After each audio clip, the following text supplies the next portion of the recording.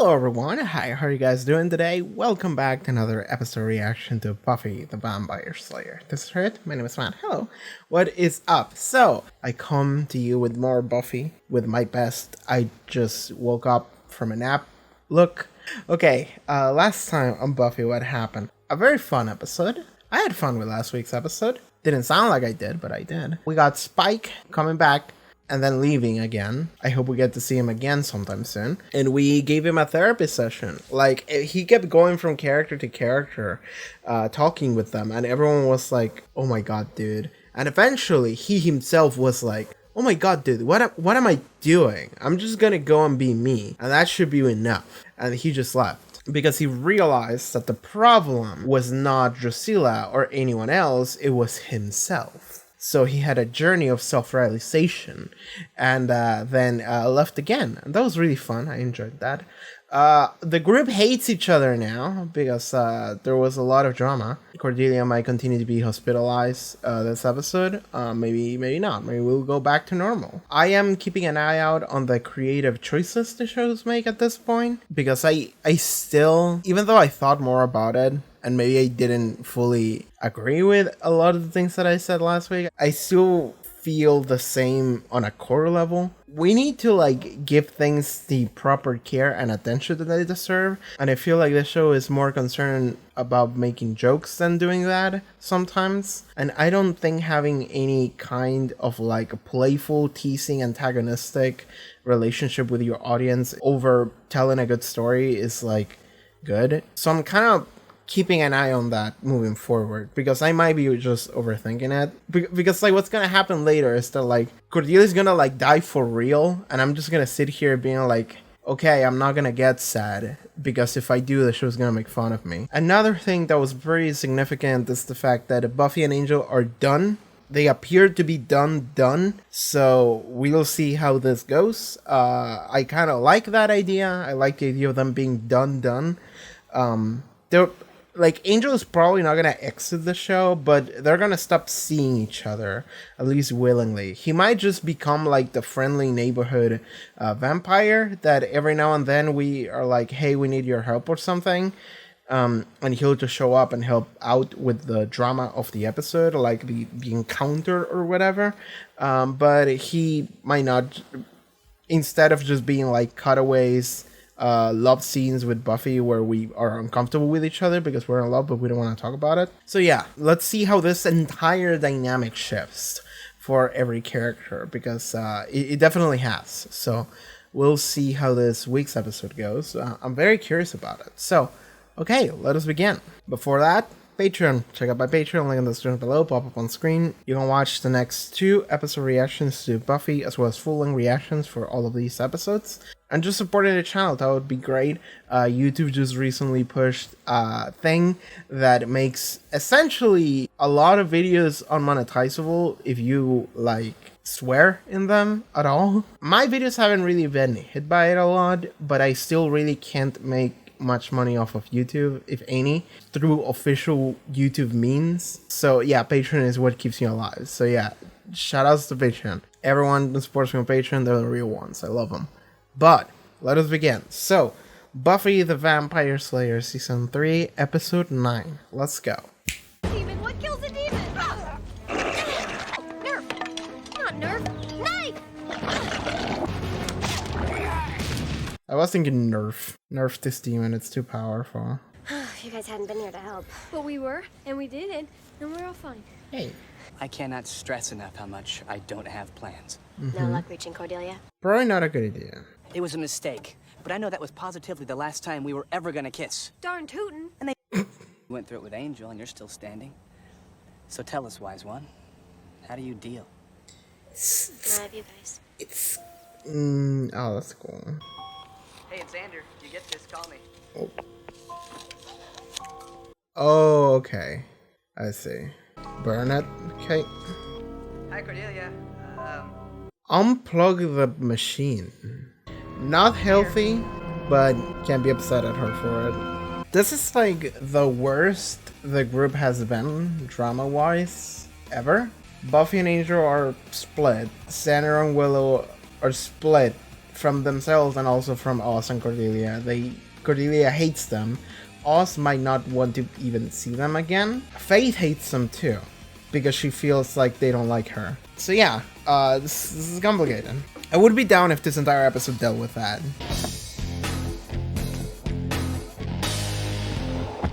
Is she going bad girl mode? She might just become the bitchiest character ever now. It's like a weird self-preservation method. Oh, you have to meet Anya. She just moved here, but it was smart. You know, the injury thing. You take a week off, let everybody forget about the temporary insanity that was Xander Harris. I have just the stallion. He's so you. I'm keeping an eye out on this Anya lady. She just moved in town. So they're making fun of her, of course. Keeping an eye on this Anya chick. She doesn't look like she's down for the script. And also she's new in town, meaning she could be the episode antagonist or something. If we have one. I'll be down for not having one. Good outfit, Will. I like that. Wow. Look at us. Running into each other as two people who go to the same... Awkward start to this conversation. Oz, wait, please. What I did. When I think that I hurt you. Yeah, you said all this stuff already. I want to make it up to you. I want to try. You can leave me alone. Maybe if we talk about it, we could...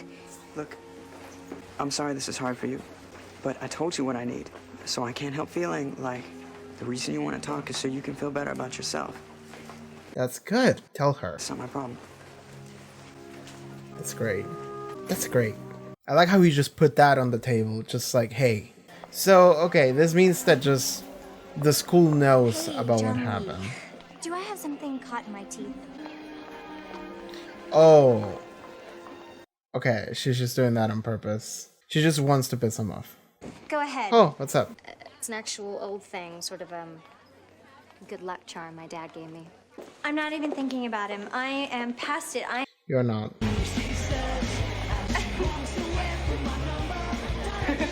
She's so incredibly no over it. She's actively doing this to piss him off. She constantly looks at him.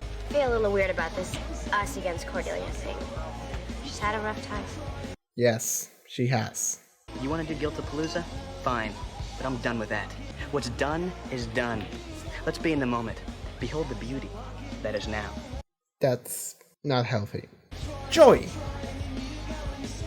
But if I want to make things right with Oz, my hands, all my stuff has to be for him only. Okay, now that just sounds weird. Oh, she's hurting. She hasn't fully healed yet. Did Xander send you to beg for him? Because if he did... No, I'm a free agent, I promise. Cordelia, I know what it's like to be hurt by someone. Hurt so much that you don't think you're gonna make it.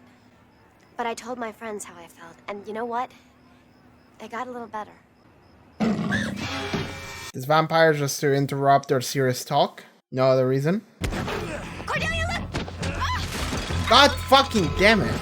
Like, he was just here just to make Cordelia even sadder. Just like, get away from me. So she doesn't talk to her friends or whatever. This is when like the bullies come out and like laugh at her for being covered in garbage or something too. Like, yeah, exactly.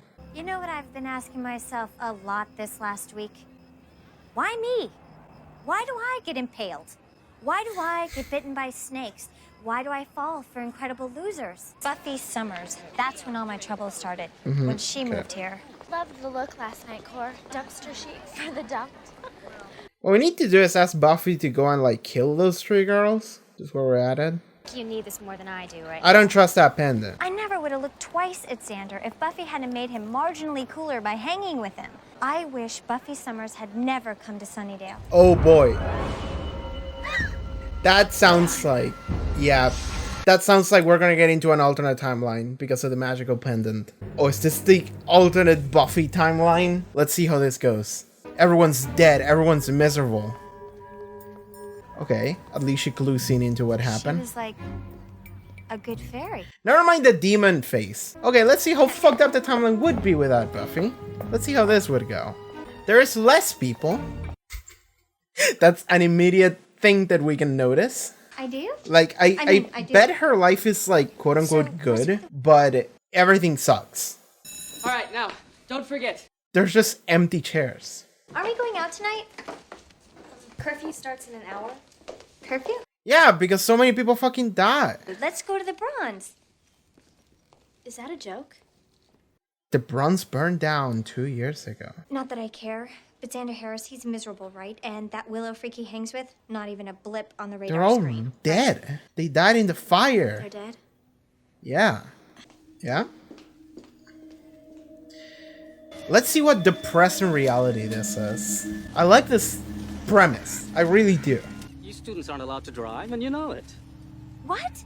This is also a very American thing. People can't drive in my country at such a young age. Let's see what actually happened. Let's try to piece this together. I like that this reality's fucked. Well, what do you know? Tell Is me he a you were vampire?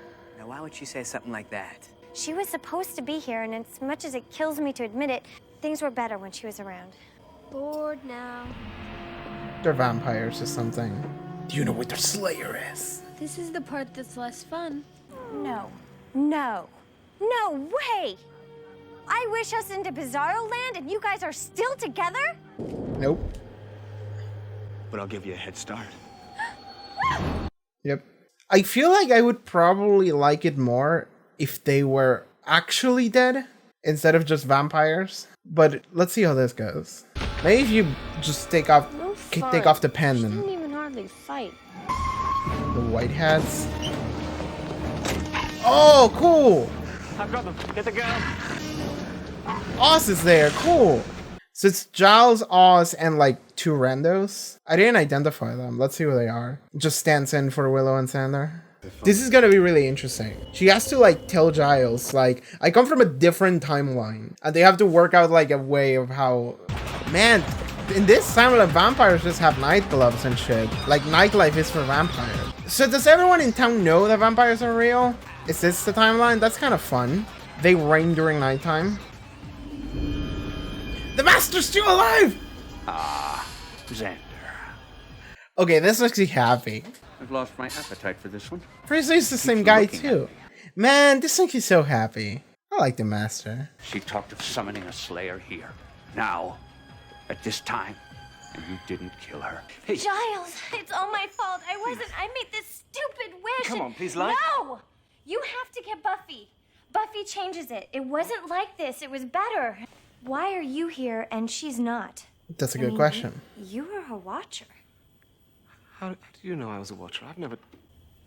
What? They're coming. We don't have time to talk. I want you to start again and explain everything very carefully. Yeah, do that, please.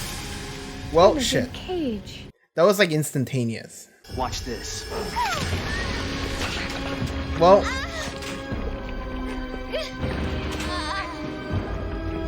that's like nightmare fuel for her.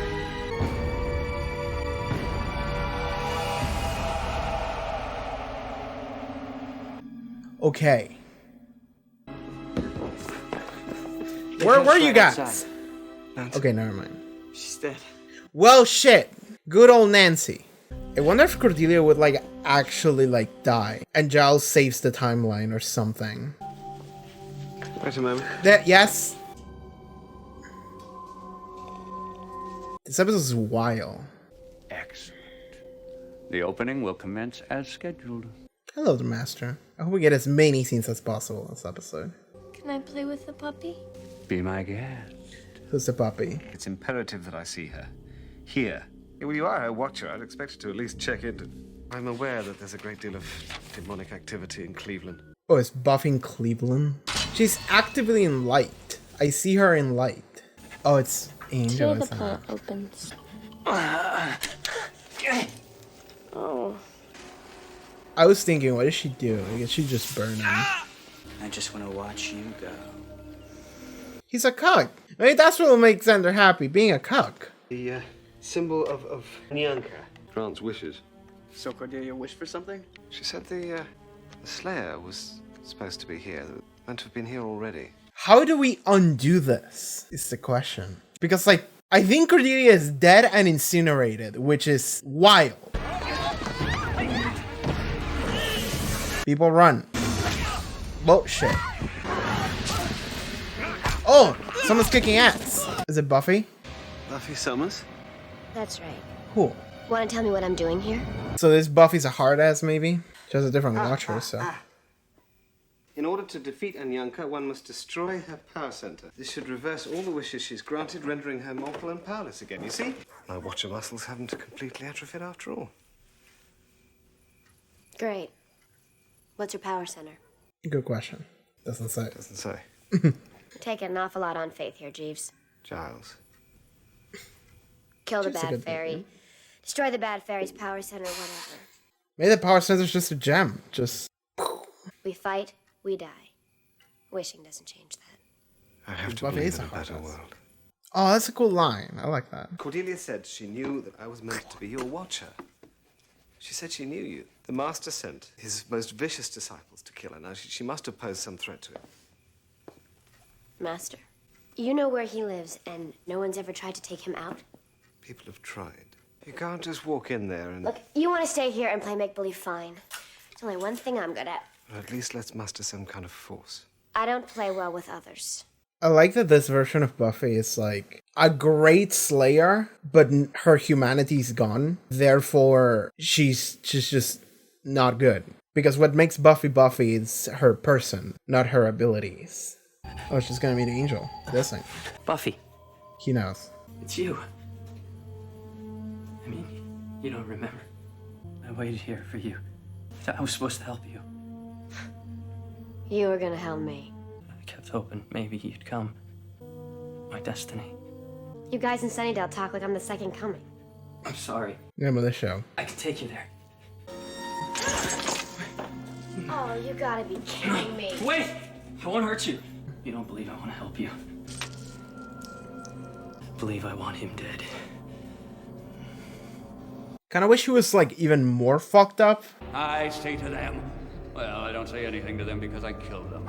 I just realized, is that guy who's with Oz, who's part of the Freedom Fighters, is that fucking Larry? I love Larry. I love the mask. It's a good episode. Their plebeian minds have brought us a truly demonic concept. Mass production!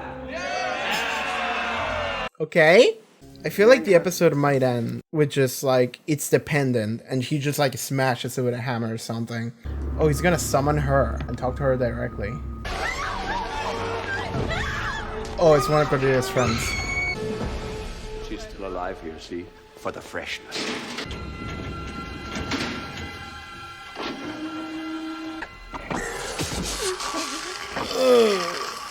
Oh, I see. That's so much fucking blood. That's so much blood. I like this like modern vampire thing of like Welcome to the future. vampires plus mass production. Well, you noticed. Cordelia Chase, what did she wish for?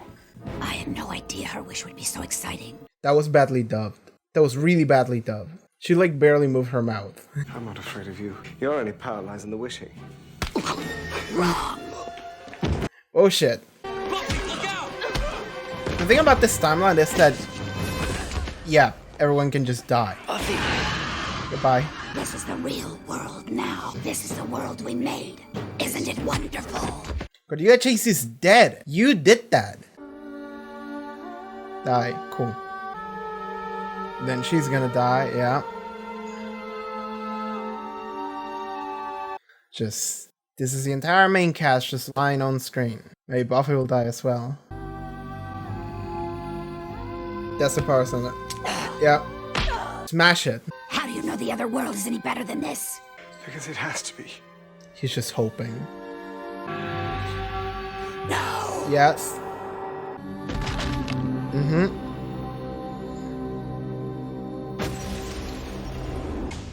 I wish Buffy Summers had never come to Sunnydale. And here we are. Done. That would be cool. Haha. I wish Buffy Summers had never been born. And I wish that Xander Harris never again knows the touch of a woman. I would be down for that one. Willow wakes up tomorrow covered in monkey hair. In fact, I wish all men, except maybe the dumb and the really agreeable kind, disappear off the face of the earth. That would be so cool. I like that the like triumphant music started coming out when Cordelia said that, because the way that is presented is the fact that earlier in the episode, before the whole timeline shift thing, Cordelia was trying to say like, I'm over it, and now she's actually just saying like, no, I want to be a vindictive piece of shit because they hurt me, which means that she's accepting that she's hurt instead of running away from it. And now that's like the victorious moment of like, she's finally like accepting like, hell yeah, I'm hurt, and fuck those people. And that's good. That's growth. Man, that episode was like actually incredible to me. It's like one of the best episodes I've seen of this show so far. I've kind of said this before, and maybe you remember it, maybe you don't, but I love time travel. I love several aspects that come with the concept of time travel used in stories, and one of them is alternate timelines. You know, I watched a lot of Back to the Future when I was a kid, and this episode was just like Back to the Future 2. It's the idea of like, what if things were just slightly different? And for the sake of the show, it's not slightly, it's hugely different. You know, like the entire premise of the show doesn't happen. And I really, really like it. It's just like everything sucks, everyone's miserable. And I like that you can tell immediately, right? Like, the moment that Cordelia shifted to this timeline, I was like, oh shit, this is gonna be so cool. And then I was like, there's no people. There's like no people around. Which to me, which immediately means, one, there's less of a population, and two, people are just more depressed probably. Like, people don't just go hang out and have fun, they're just all depressed and just sitting in a corner and just going to school and then home, and that's it. And you see that Cordelia's friends are still her friends, but everything else sucks. And then they start wondering like, Cordelia, what's wrong with you? You keep acting weird, and like, she's wearing bright clothes, with apparently no one's supposed to do. She talks about like going outside at nighttime, which like goes against the curfew. And it's not just the curfew, like it's not just a system in place, it's the fact that like, you're gonna fucking die, because there's like literally thousands of vampires just hanging out, and they just rule the world during nighttime. I guess that's just the thing that they do. I don't know if the entire world in this time like knows about them, like actively. It's like, oh yeah, vampires are real. Anyway, nobody talks about it. The internet was a thing by this point, 98. It's very early internet, but it's a thing. Like, maybe the media doesn't want to report it, because if you do, you're probably gonna die. Like, you're gonna die trying to make the report, and also if you do, vampires are just gonna come out to your house and just fucking kill you. So yeah, probably not the best idea. Sure, let's say that vampires suppress information. But anyway, this is just, what if Buffy was in like Cleveland or whatever, right? Like, and it's interesting because this also means that Buffy as a character is different in this universe. And Cordelia didn't wish for Buffy to be different, which means that this Buffy that we see here has to be a Buffy that changed into this version of herself in like 3 years, right? Like, she grew up to become this version of herself, which, yeah, I can see it. Like, Buffy's young, she's like 16 or whatever at the start. So yes, I can see a teenager shaping to become this, because I think that when you're a teenager, you are very susceptible to changes. So I can see it. But I like that in this version of Buffy, it's like, she's a great slayer. She slays, she fucking kills, and she's great at it. I mean, probably, I don't know. We don't actually know that much about this Buffy, but something we do know is that even though she's a great at slaying, she's not a great person. She doesn't care as much, and she doesn't listen, as she doesn't give a fuck. She's just like, fucking point me at something and I'll kill it. She's like a tool, which means that she's great at her job as a slayer. That's all she is. But that's not what makes Buffy good. Buffy's a good character because she's a good person. She can listen, she can think, she can rationalize, she can feel, and this is what makes her her. So in this episode, even though she's great at slaying, she just sucks. She goes and dies immediately because she doesn't have the support of her friends, which is often what the show is. Like, often you see the friends helping her out. That's actually how the episode started, actually. That's how that ties back in. That's how that circles back around. Buffy says, I don't know how I would have made that if you guys weren't here. There you go. Part of me is like wishing that Cordelia hadn't died in this timeline. Like, I wish she had been that in that timeline the entire time. Because what ends up happening is that I would like for Cordelia to like appreciate everyone around her. Like, I understand that she's hurt, And I actually do like the ending, right? Because at the end of this episode, Cordelia like admits that she's hurt, and she's like, "Fuck these people, they hurt me," and that's like a good thing because the entire before in the episode, Cordelia was just trying to make Xander upset because that guy hurt me, so fuck him. And you see her like cutting the pictures, and I think she cut Xander's head off in the picture. She burned it, and she's actually spiteful and vengeful towards him. And the entire group altogether, really. And you can't really blame her for that. This makes sense. Like, that's fine. I get it. But what she's doing is that she's trying to say, because she actively does say, I am over him, I am not thinking about him, fuck that guy, I'm just gonna do it, I'm gonna be me, and I'm gonna be happy, and I'm gonna start dating guys or whatever. So what Cordelia is doing is that she's trying really hard, and Xander also kind of tries to do it too. This is a thing that teenagers or people that just don't know any better do, and it's the fact that, hey, I'm just not gonna think about my problems, I'm just gonna like try to bury them with new things in my life. Doesn't work. That's unhealthy. What you need to do is you need to actually like embrace it, feel it, allow yourself to feel it, think about it, and talk about it if possible. Which is also kind of what Buffy tried to do with Cordelia. Like, Buffy just went to Cordelia and was like, hey, you can talk to me about it, like talk to your friends about it. And Cordelia instead is just trying not to. And then the random plot vampire that shows up, like it's funny that because like you see it every time, right? This happens a lot when a vampire just shows up, and it's just like one random extra vampire that shows up, punches, and dies within like 10 seconds. And every time it happens, you're like, oh, you're the plot vampire. You're just a catalyst for a character to feel something or think about something. You know, like we're having a meaningful, dramatic conversation here, and then, oh, we get interrupted by Jerry the vampire. And then Jerry the vampire dies, and then it's like the conversation was interrupted, right? In this case, Cordelia was like pushed into garbage, and then I'm like, and this is when the bullies come in and laugh at her, and then the bullies came in and laughed at her, and I was like, okay, yeah, like it's very clear where it's going every time, because Buffy is like, Cordelia, you should reach out and interact with people, that would make you feel better, and Cordelia is like, you people make my life miserable, fuck you, I'm gonna isolate more.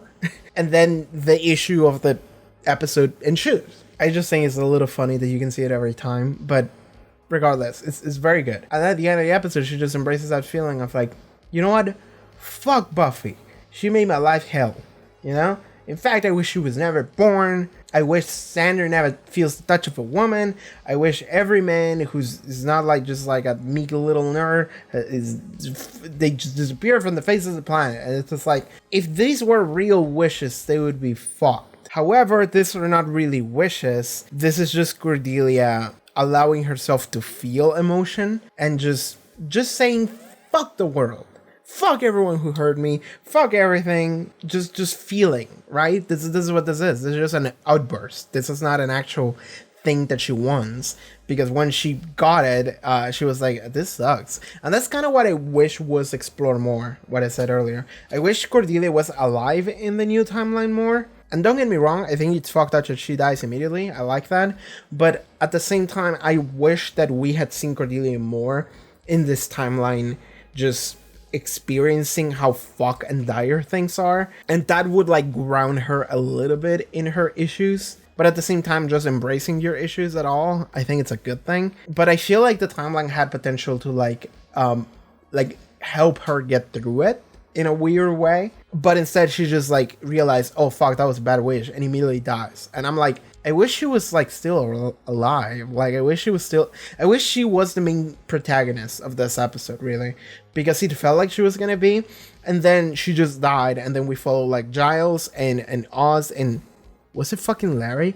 I don't know if that was Larry, but I like, maybe it was. Like, correct me if I'm wrong, because I don't know, white people look the same sometimes. Like, correct me if I'm wrong, but Larry was the guy that we saw in the Go Fish episode, I think. And he was like the only good thing about Go Fish. And he was cool. He's like the closest gay character that a little bit feels like a joke, but at the same time, he's just a cool character I like. So I was like, if he's just relegated to a joke character in one episode, then I don't like him as much.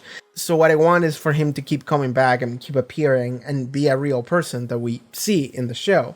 And then I would be down for it. because I actually really like the character itself. So, and I think we saw Larry once in the first episode of this season, and he was just in like the background in like one scene that it was like a cool shot where it goes to like the entire school and you see characters just talk to each other and shit. And I think Larry was there, and I think I pointed it out. Was that Larry in this episode as well? Was he one of the freedom fighters or whatever? If that's the case, I like that a lot, actually. I like that Larry is one of the freedom fighters. Just because it's like I wish we had gotten like Amy too. I don't know who that other girl was. Maybe it wasn't anyone that we were supposed to like care about. Like maybe it wasn't anyone that we could like recognize. She like died in one scene, so like off screen too. So it's like, okay, maybe she didn't matter at all. But now I'm wondering if she mattered, because I think that like we could like replace her with like Amy or something. And I would like that a lot, actually. I would like that a lot if we just grab some of these side characters that are just people that hang out in the school. Because in a world where the Buffy trio is not a thing, in the world where Buffy and Xander and Willow are not a thing, then who is left? And it's like, okay, Giles, Oz, Larry, and then I'm sitting here like, fucking get Amy in here. Why not? Amy the witch. Well, I suppose they wanted to like show that Amy wouldn't be saved. There you go. Alternate timeline. I mean, you have to think with time travel. Amy wouldn't have not been saved by Buffy at all. So her mom would just be a cheerleader, I guess. I guess the cheerleader mom would just be out and about. Unless maybe she fucking dies to a vampire or something. Because the thing about witches is that I think she needs to like cast spells. So yeah, if a vampire gets in melee, she's just fucking dead. So maybe Amy's locked in like a MILF body in her house and she's not allowed to get out. Like honestly, like, but yeah, fuck it. Just instead of whoever this girl was in this episode, get Amy's mom, who is actually Amy, and she learned witchcraft while locked in her house because her mom had died to a vampire attack in her young body. So now Amy, in the body of her mother, knows witchcraft, and she's part of the crew. I like that. We should do that. If Buffy's not here to save Amy, then we just make Amy the mother, and then she's here anyway. That's cool. I like that. What other episodes do we have in the show? Like, okay, now what we're gonna do is we're gonna think about the entire show through this new timeline filter, and it's like, okay, what would have changed? What would be different? So, okay, starting with the most important thing, the Master is alive. That's good. I really like that. God, I've said before. I've said it many times. I love the Master. He's such a cool, stupid ass character, but he's so great because he's like a cartoon character sometimes. Like the way he speaks, the way he talks, the things he says, and just every inflection and his acting. Like he really made Buffy season 1 feel like Power Rangers, and it was very good. I like that so much. Like I genuinely think the Master is not a good dramatic villain, but he's an incredible just goofy villain, which I love. And I the entire time I was just sitting here thinking, like, since he died, I was like, okay, it makes sense that he dies because he's not a great dramatic villain. So if you want to have a dramatic story, then you can make it about him. But God, he was fun. So many scenes where he's in, it's just fun. It's just fun to see this guy talk about anything. So whenever I'm thinking about characters that I'm thinking could come back and I wish could come back, and I make a full list, actually. Did I save the list? Luke, Darla, Jesse, Amy, Amy's mom, Robert Devil, Puppet, the kid from Nightmares, Invisible Girl, Master, Torchwood student who Frankenstein his brother, Mummy, Ethan, Kendra, Bugman, Ted, Eggmom, the Blue Man Group, the gay dude he was cool, Larry. Let me just write Larry here. Jenny, the fishman from Go Fish, and bonus, anyone from the Buffy movie. Yeah, the Master is here, right? I said many times before, I wish the Master could come back. And I'm sitting here hoping it would. Like, I don't care if he's dead or whatever, like, they can resurrect him or something. No, they did an alternate timeline where everything sucks, but the Master's still alive. So now it's like, and even though this episode was incredibly dramatic, I think this episode managed to balance the Master in this incredibly dramatic setting too. Because now this incredibly dramatic setting is like a fucked up, unforgiving, like bleak future, like not future but timeline, where everything just sucks, and it's almost like life is laughing at you through the face of the master. You know, it feels like one of those like bleak shows that feel like reality laughs at you and how fucked up it is. So like clinging to hope is so difficult to do when something like this is happening. You know, there's other pieces of media that kind of do this. I watched The Boys in this channel. I'm one season behind. I don't know if I'll go back to it. I should. But like The Boys is something like that. You know, it feels like everything just sucks and everything is hell. And it's almost like everything laughs at you. So it's very important for the characters in that cast to feel like they can do something, that they hope for a better future and hope that they can themselves make something happen despite how difficult that would be. Another piece of media that comes to mind just for some reason, because I mentioned the word hope, is Danganronpa. Danganronpa is not that good, but sure, that also doesn't. But that's also why in this episode, I think it was very important to have Giles think about, he's just hoping that this different world is better. He has this encounter with, I forgot the name of the demon, the patron saint of scorned woman or whatever. I'm just gonna call her Anya. I remember Anya. Giles is having this confrontation with Anya, and at one point Anya just says, like, how do you know the other world was better than this one? And Giles just says, because it has to be. Like, Giles is just hoping that things are better. And he knows they're better because Cordelia said them, but so much of what Giles does in this episode is him just hoping that things could be better. And the idea of just hope is countering this bleak future that we're a part of, that where the master just fucking kills people and laughs at them. And Giles is just clinging to the idea of just hope. And I think that thematically that makes a lot of sense. I think that's the way it's supposed to go, and I like it a lot. But yeah, anyway, I think I got a little bit distracted with the entire like hope and tone. Like this is, and like that's just the tone of this version of the show. For the episode, it works, right?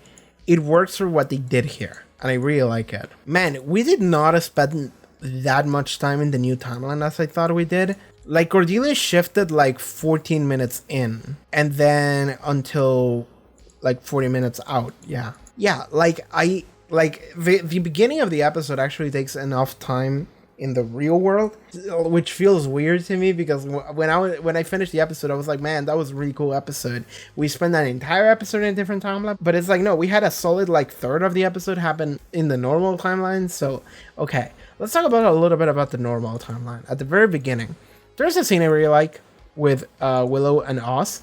Willow wants forgiveness. She feels very guilty. I like that she confronts Oz about this, and Oz is like, I just want to be alone right now. And Willow is like, but I can do something for you. Let me make it up to you. And Oz is, I like this a lot. Like Oz is like the wisest character in the show, weirdly, like him and Giles. But Oz is just like, I told you what I need. I need to be alone. So like, you need to respect that if you actually want to do something for me. Because what I think is that you don't want to make me feel better. You want to make yourself feel better, right? Willow feels guilty. And she's like, let me do something for you. I'll do anything. And it's like, well, she wants to do that because she wants to feel better herself. That's not for Oz's sake. Because Oz, what he needs right now is to be alone. And if Willow truly respect that and care for him, then she would just let him be alone. Because Willow needs to identify that she's the source of the issue. And Willow only sees it from this perspective of, I fucked up, I'm such a terrible person, oh my god, I feel so guilty, I want to do something to make it up. And it's like,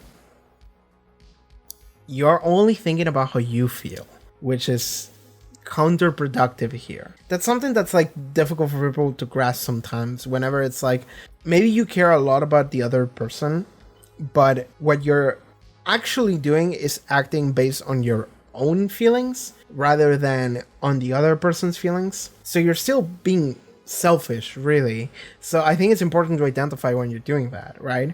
And this is something that is an issue with people, just generally. I think people don't realize this a lot of the time. Given situations where something like that happens, don't happen often, but I've seen enough of them to be able to identify them, I think, where it's like your feelings on something versus the world Like, you have to be able to identify that when you're actively, like, trying to do something good for someone else. But, like, really what you're doing is making yourself feel better. You're doing something good for yourself, and the other person is just a conduit from which you get there. So I like that Oz immediately realized that, and he just called her out on it. Just leave me alone. I just want to be alone for now, so that. And I want to hope that Willow heard that, and instead of just feeling worse herself, started thinking about it and maybe started growing as a person based on what Oz said. I kind of wish that's how that kind of goes for her. So yeah, that was very good. I really enjoyed that. I kind of like the concept of the master is talking about something that's truly diabolical, and it's mass production. And then we see what the plan is, and it's, yeah, we just made a machine that just sucks blood for us. So now we just get blood. We get to mass produce blood. It's just like, yeah, get a body in here, and then we just and get the blood out, and then we just get blood wine that we can just drink easily. And it's just like, yeah, let's get like 100 of these machines, and just people coming in and coming out every second of the day. And then, hell yeah, we got a little industry going on here. And it's like, sometimes you can see the core idea of the show. I mean, there's like 2 core ideas to the show, I think. The first core idea is, what if vampires but modern? Essentially, what if supernatural show but modern? And also follows a lot of the modern issues that a modern teenager and young adult feels like. So it's like, okay, modern show, but make it supernatural. And the second core idea is just like, hey, what if the girl that just dies in the horror movies every time, it was an actual badass and she kicked ass? And then you get the show. But I like whenever you can see like a glimpse into one of those like core traits, like very clearly. And it's just a master being here like, yeah, we can mass produce blood that we can drink. And it's just like, oh, the modern vampire. Man, that's fun. I like, that's something that I kind of wish, I suppose, minor spoilers for JoJo, but that's just kind of something I wish like Dio did. I wish that he had seen more of the modern world, because the only thing he mentions are like carriage and cars, but I kind of wish he like actively interacted with the modern world more. I want to see a scene of Dio watching television or something. Like, that's something I wish I could see. Can you imagine a modern vampire on the internet and they're like, the fuck is this? That's something I wish we could see in the show. That's something the show would do, actually. Like, get a vampire and then they're just hanging out on the internet and it's like, what the fuck is this? I guess I get access to all of this information. What is this magic shit? Oh my god. Like, man, that would be so fun. That's the kind of shit that the show could do. So I'm excited to see if that could happen. I said this before, but I think the first instance of the word Google being used as a verb, I think, was in an episode of Buffy. So yeah, I kind of want to see that. I kind of want to see the mix of modern shit and supernatural vampire show kind of blend in more. Because you see it every episode, but sometimes it's very clear and it's very jarring, and I like it every time. But okay, generally, this episode was a great alternate story, an alternate timeline where shit is just bad, and we didn't really, like, okay, Cordelia didn't learn any lessons. Like, usually when you get an alternate timeline story, usually a character carries over with that knowledge, and then they appreciate their original world more. That's something that often happens in stories like this. That did not happen here. Everything that we saw was entirely for us, the audience. The audience is the only entity that sees what the alternate timeline would have been and how fucked it was. And then the audience gets to appreciate how things are for us in the normal show. I kind of wish a character carried over with this knowledge, namely Cordelia. But hey, I think it's fine. I think it's fine regardless. I enjoyed it, and I still have the knowledge, so that's good. I made a community post that said The Wish is so fucking good, and somebody replied, but is it Buffy movie good? And I'm like, actually yeah, because the master is in it. This is a very good episode. This episode is so crazy and wild, and the thing is that you can do anything with an episode like this, because at the end of the episode, everything gets resolved, right? So you can go as wild as you want. And this episode just said like, hey, everyone just fucking dies in this timeline. And everything sucks. And then we go back and it's like, oh, thank God we're not there. But I really love that episode. It's really fucking cool. I have to wonder, like, is there another Hellmouth in Cleveland? Because they mention Sunnydale being in a Hellmouth. Not the Hellmouth. A Hellmouth. So I have to assume that there's more than one. Is there one in Cleveland? Okay, I'm just gonna keep that in mind just for future reference. Maybe Cleveland is fucked up. Because in this episode they go like, oh yeah, Buffy's not in Sunnydale because she's in Cleveland and she's working on a bunch of vampires there. And it's like, okay, cool. I'm wondering now if in the future we're gonna go to Cleveland. It's like, man, this place is fucked up. Everyone's dead. And it's like, because really what we did is that we traded Cleveland for Sunnydale. Like, we made Sunnydale better. We made the people that we know better. And the show is better. We can go back to having fun adventures and shit. Haha. But does this mean Cleveland is fucked up? Does this mean that everyone in Cleveland is dead now? Because really what we did was a trade here. You know, we traded a town for the other. People in Cleveland are just fucking dead now. So yeah, that's what I need answers here, you know? I suppose the Master's not in Cleveland, so Cleveland is probably maybe better. But whatever, we have multiple boss level characters. But we know now what the Master would have done if he had continued to be alive. And it's like, hey, I would have embraced capitalism. Which is really just the most terrifying thing. A vampire who's also capitalist. Like, would he have been a capitalist actually? Like, would he have sold the blood wine? What was the end goal for the blood wine? Like, sure, we industrialize blood sucking. So then we just get blood wine. Do we trade the blood wine for anything? Would he have just asked his vampire minions for like some kind of currency to trade for the blood wine? Like, maybe I'm wrong. Maybe I'm too quick to assume that he's a capitalist. Maybe he would just give the blood wine to everyone in exchange of them bringing the humans to begin with. So then it would really just become more of a communist system. I don't know, maybe the Master isn't so bad after all. Alright, I think that's gonna be it for this episode maybe. I don't know what else to say about it. I don't know, this episode was just very good. I feel like I can probably find things to talk about if I keep like skimming through the episode, but I think I'm good. I think this is just good. I think I can just stop here. I think I've said everything that was important to say.